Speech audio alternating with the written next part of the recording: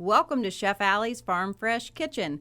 I'm Chef Alli and I've been stirring up a love of farm fresh cooking all across my home state of Kansas for over a decade. I enjoy teaching you about food, cooking, and family farms. And from farm to fork, Kansas farmers are always working hard so we can enjoy delicious Kansas-raised food. Welcome into Chef Alli's Farm Fresh Kitchen, where we've got breakfast ready for you today. This is actually breakfast for supper. I like that. Yes. Lots of times, though, when you say, let's make gravy to certain people, they are filled with fear because they've had a bad experience. Yes. So there's three things I want you to know about making gravy that will make this successful for you. Okay? The first thing is when is browning our flour. And the second thing is knowing when to turn off the heat. And the third thing, the tools that we're going to use to do this to make it perfect. Okay. So here's our sausage gravy that we made ahead of time and our angel biscuits, which we will have the recipe for that, but we're not going to talk about those. We're going to focus on the gravy. Okay. Now, Miss Amanda, here in this pan, we have 1 pound of browned sausage. We did not drain any of the fats. And why would that be? Because they're part of the flavor? Because they are part of the flavor. That's right.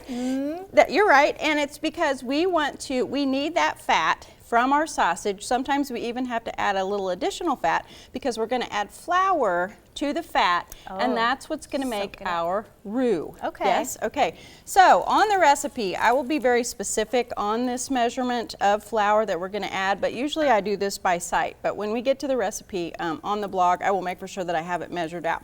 Okay. But what we want to do at this point is we're going to add a little bit of flour to the fats in our pan.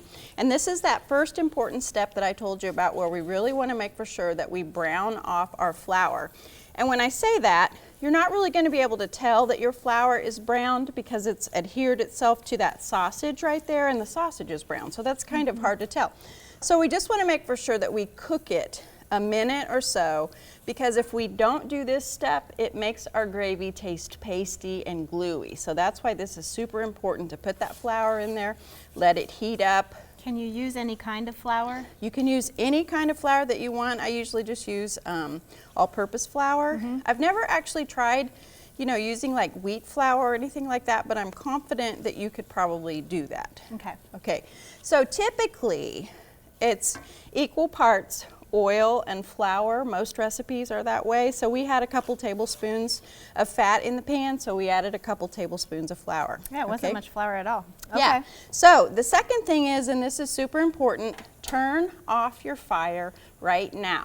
Okay, because this is when we're going to add the liquid to our pan, and this is a critical stage because if you're going to get lumps, this is when it's going to happen. Okay, this is when everyone gets nervous. Yeah, so turn off the fire, okay? Now we're going to go ahead and I'll let you pour it in. This is the secret to super good sausage gravy is a can of evaporated milk, all right? A whole can? A whole can. Okay. Just keep this in your pantry at all times, okay? Because this is a Chef Alli secret. This makes the best sausage gravy. Now we are going to add some milk to this, but what we'll do right here is we'll bring this together with our sausage. Do you see any lumps in there yet? I don't see any lumps. You do not? Okay, that's good. So what we'll do is we'll go ahead and turn our fire back on. Okay, and this is where we're going to let this thicken and start to bubble up. And when that happens, we'll continue to whisk right here. That's when we'll add the rest of our milk. Okay, not quite yet. Okay. Now, the other thing that you need to know when you're making sausage gravy would have been, the third thing was our tools. So when I put my big pound of sausage into my pan originally, I used this to break it up. Then I switch over to my potato masher to crumble my sausage and get that all nicely brown. We don't want any pink left in there. And then now is when we move to our whisk. And this is a whisk, as you can see, it's a flat whisk for a pan. This is a whisk for a bowl. So that's what the difference is. Get one of these that's silicone coated, and then that way, no matter what pan you're using, you will not damage the finish. That's good. Okay, so see how this is already starting to thicken? Yes. You don't see any lumps in there, do you? No. No. Okay, so go ahead and add a little bit of milk. Oh, We'll add gosh, that a little eyeballing. bit. Go ahead. How At a much? time. That's 4 cups in there. So this is the deal when you're making gravy.